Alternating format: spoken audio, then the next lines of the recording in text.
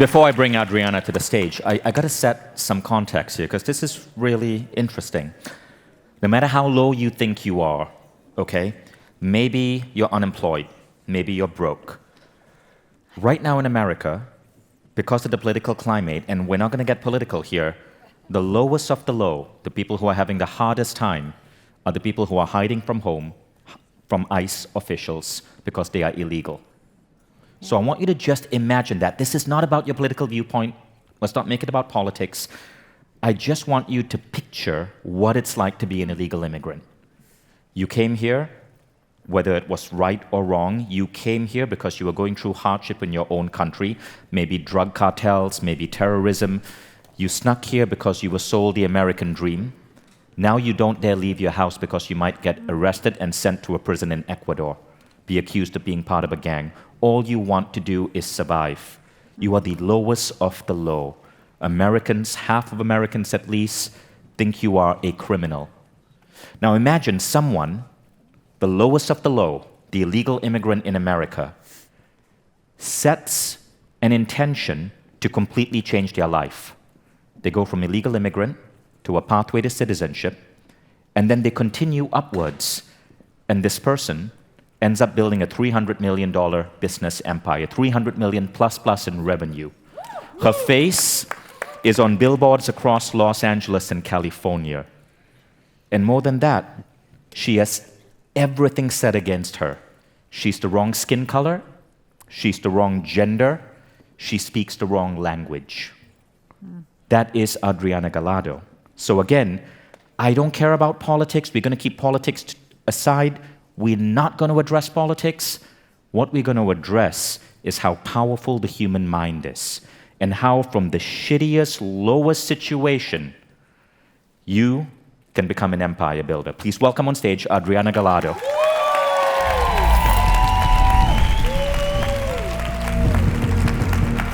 I'm a fire, so you're never gonna stop me. I will rise up.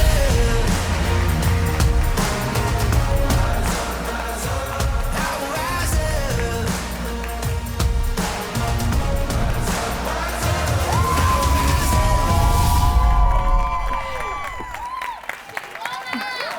Welcome, Adriana. Hi. Have a seat. Thank you. Oh And, my goodness. You know, it's so exciting having you here. That Because was even on the way here, I was seeing your photo at the back of buses in LA. I'm still hustling. You're still hustling. Hi, everyone.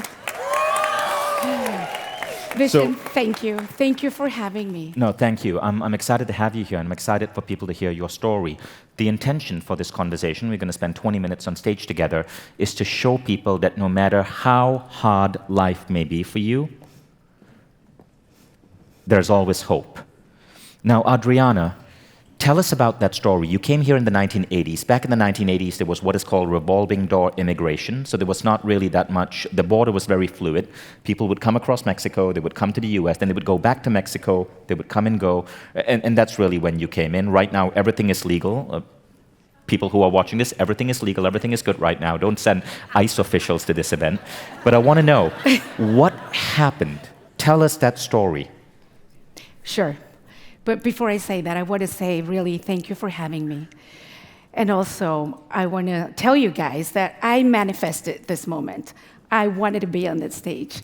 So this is beautiful. And yes, I'm here to remind you guys of your greatness and how everything is possible. So yes, well, I was 18 years old, 1988. Oh my gosh, I just revealed my age.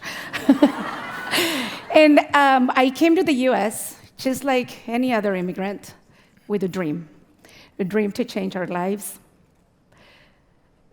Undocumented, didn't speak English, didn't have any resources, no experience at all. I never worked before in my life. And I just so happened to find a job at Burger King. And they had me clean tables, flip burgers, clean the restrooms. But my biggest ambition back then was to become the cashier at the window, the drive-thru window. Yes. And then one day, I asked the manager, hey, what do I do to become the cashier? He said, no, you don't qualify. You don't speak English. You need to learn the menu. There's just so many things you won't be able to make it. But somehow I figured out how to shadow the cashiers and learned everything. And one day, I finally got it. And I remember I was the happiest girl on earth. I went back home. I ran up the stairs. I was shaking and holding on to that promotion paper like if it was my life, holding it and pressing it against my chest and coming upstairs and saying, Mama, Mama. She goes, what happened? I said, Mom, I got it. She goes, you got what? I got the job. I got the promotion. They moved me up. They moved me from cooking the burgers and smelling like Whopper all day to finally my dream came true and I'm going to be at the cashier. I'm going to be at the window. My mom looked at me and with love, and she said, she gave me a big hug, and she said, Hija, congratulations. I'm happy for you, but this isn't your final destination. This is just the beginning for you. But there was something, Vision, about the headset.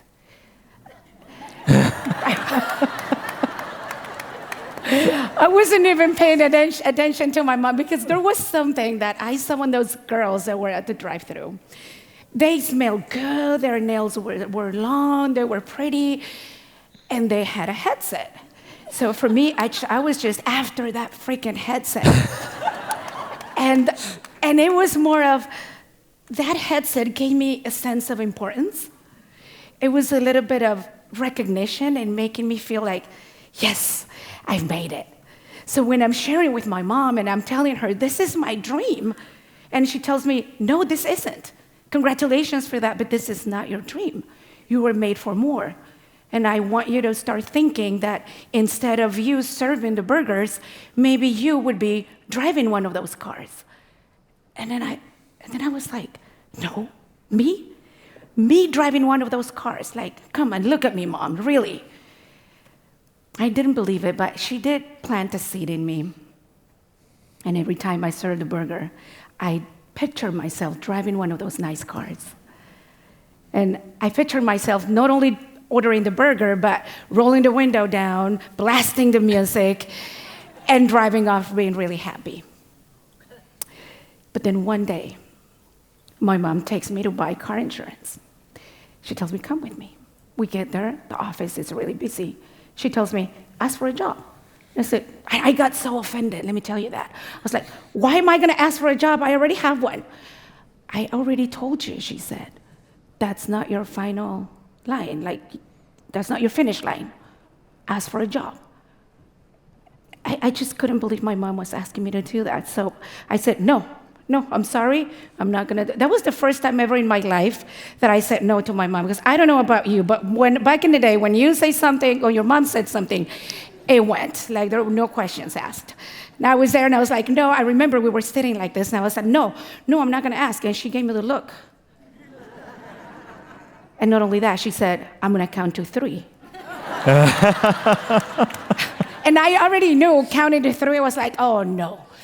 She goes, I'm gonna count to 3, and if you don't ask her for a job, I'm going to ask for you, and you're gonna get embarrassed. Your mom sounds like my Bob Proctor. So I got up. That was the most embarrassing moment of my life. I remember my whole body was shaking, but especially this leg. Don't ask me why, but this leg was unstoppable. My hands were shaking, my throat, my whole mouth was dry. And then I got up and I looked back and she just gave me the look like, do it. Sometimes we need that. We need someone that can push us and tell us, hey, you can do this. So I told the girl, I said, can you please, I pretty much begged the manager, I said, please hire me. I'll take anything, any schedule, any pay, just please hire me. I didn't want to go back and face my mom. So long story short, I got the job. Yeah. And I really couldn't believe it. And thank you. I kid you not, Vision. I made thousands of calls, thousands. And within 3 months, I became the #1 sales agent of that office. Yes. What is that picture? There's a picture of you holding a giant... That's when I started. So as I'm listening to you, some key insights are coming to place. One is your mother, and your mother is a really powerful force. My God, we all need moms She like was your mom. amazing. Your mother said you could wear the headset or on a drive-thru window, or you could wear the headset on a stage like this. She told me, you can either wear the headset or hold the wheel. You can settle for passing out burgers, or you can become the one who orders them. And I ask you, are you building somebody else's dream, or are you ready to drive towards yours? Beautiful. Sass. So Adriana, after your mom pushed you to get that insurance job, you became the #1 insurance agent. Yes. What happened next? How did that lead to... She did it again, Vishen. What did she do? I went home. I'm like, yes. I was so happy. I bought a few pieces of clothes. So she saw me. She's like, what's going on? Why are you so happy? What's this all about? And I said, excuse me, who do you think you're talking to, lady? She goes, stop it. I said, I'm the #1 sales agent in my office. She goes, something doesn't match. I said, what? That's not your office. I said, yes, it is. I work there. Exactly. You just said it. You work there. But hija, I think you're ready. And I was like, ready for what? She goes, I think you're ready to start your own business. And that moment, I thought she was a party pooper. I said, oh my gosh, no. Like, how can you tell me that? Mom, I know nothing about running a business. I just know how to sell insurance. I know how to hustle, make calls, but that's about it. I don't know anything else. Plus, like me, I'm gonna start a business? Like, no. And then every time my mom wanted to tell me something serious or wanted to give me a lesson, she would set me down and would hold my hands and look at me in the eyes. Mm-hmm. And tell me, I remember she said, look, hija, I see your face everywhere. You are bigger than what you think. But you have to believe it. I see you're going to become a successful woman, businesswoman, a successful businesswoman, and you're going to be a millionaire because that's who you are. You just have to believe it. You have to really put it in your mind. I see it already. You have to believe it. And I said, no, like I don't see anything that I really don't. Like I thought my mom was crazy. I really did. And I told her, no, I'm not. I had a lot of emotions because I wanted to make my mom proud. But I couldn't see that woman that she saw in me. I get emotional because my mom passed away in 2008. And she left me with so many lessons that even now I still remember things that back in the day didn't make any sense to me. But she said, look, hija, your life rises to match your vision. There is something out there for you. And you have to believe it.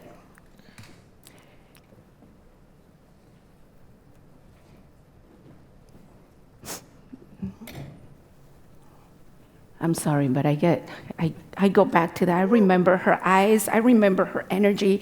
I remember the confidence that she was talking to me. Like, she really did see me out there. So I opened the business, and I hustled. I really did. I went and passed out flyers everywhere. Every market store, every DMV, every apartment complex, everywhere. I just wanted people to know that I sold insurance. And that's a picture of me because I had to make that arrow. My company didn't even have a name. I just called it insurance. By the way, my mom was the one that picked the name. I love that lesson. You told me your mom saw you on billboards before you appeared on billboards. And your mom said this really interesting, right? your life rises to match your No vision. match your vision. Now, there was another important lesson when we were having dinner the other day. You told me that there was a series of events that led to your mom teaching you an important lesson that nobody else has control over you other than your own mind. Tell us about that story. Were you talking about when I used to hustle and go to the dealerships? Yes. 'Cause that's a hell of a the story. dealerships. Yes. And what happened there? Well, yeah. I was hustling, going everywhere. The DMV guard, the security guard, had me on check. He didn't want me there anymore. The markets would kick me out and call me to come back and pick up my trash. That's what they call my flyers. So I would go back and pick them all up and dust them off and pass them out again. Yeah, I had to recycle. But when I went to the dealerships, I found this man that did not see me as a woman, as a professional. They saw me as a piece of meat, as a woman that they could manipulate, that they could use. And they would directly ask me, like, turn around and tell me, what are you going to do for me? So all the doors were closing, and then one day I was broken. I was angry. I was mad. I went back to the office, and I told my mom, Mom, I'm sorry to tell you, but your dream of having a successful daughter just came to an end. She goes, why? What happened? I said, I'm sorry, but all these people have control over what's going on in my life. I can't do anything. They don't want me to pass out flyers. The dealerships are saying these things, and it just became impossible. So whether you like it or not, I'm a failure. And this is done. And there was another moment when she let me say all these things. She's like, are you done? Because I started blaming her. And that's what we do when we're operating from fear. I started blaming her, and I told her, this is all your fault. And I blamed her for bringing me to this country. I blamed her for making me quit my job. I blamed her for making me believe that I was good enough. And I put all that blame on her, and I said, I told you I wasn't ready. I told you I didn't want to open a business or start a business in the first place. And my poor mom just took it all. She was quiet. She looked at me, and she said, okay, sit down. And there was another lesson. She said, no one has the power to control your life unless you let them. Whose permission are you waiting for to be you? And when are you finally going to take back your power? And then that's it. I love that. I love that. Guys, please put up the pictures. I want next picture. Over the next. Just go through the pictures. Next. There. Great. I gotta say something about Yeah. this. That on your guys' left, that's me when I was no one, nobody. I didn't have a penny in the bank. I don't even know why I opened a bank account. I have nothing to put in there. But look, I had to dress and act like I was an older woman so people would believe in me. And I started to picture the woman that I was going to become, and I crafted. I built that woman, but you can even see it in my face right there. I look scared. Yeah. I'm looking like I got this, but I didn't. And Adriana, this is the picture I want you to talk about in my final question. You had a breakdown. You built up Adriana's Insurance, over $300 million in revenue today. That's incredible. You did that as an undocumented immigrant, as a woman, as someone, as a minority. All of that is incredible. At a certain point, you went through a breakdown. Yes. And we don't have to go into why the breakdown happened. I think anyone here who's an entrepreneur know that things can get hard. I want you to share with me the insight that you got from this breakdown.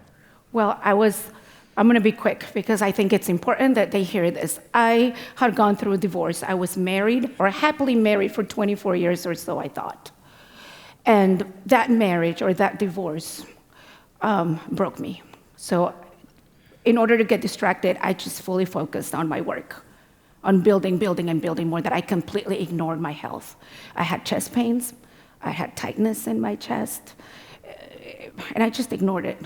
And one day, my body just made a decision, and I collapsed. I was rushed into the hospital and for a major heart attack. In that room, in that cold room, I felt so lonely, so defeated. And that's when I realized that life was just not about building, but about who you become in the process and how many people you can help. God gave me another chance, and I promised I wasn't going to waste it. Sometimes your greatest pain is a wake-up call. What is that pain in your life trying to teach you right now? Amazing.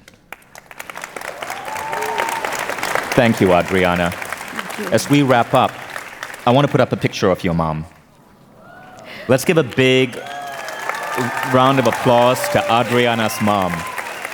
My mom's greatest legacy was to show me, and everyone else now, that your circumstances don't define your future. You do.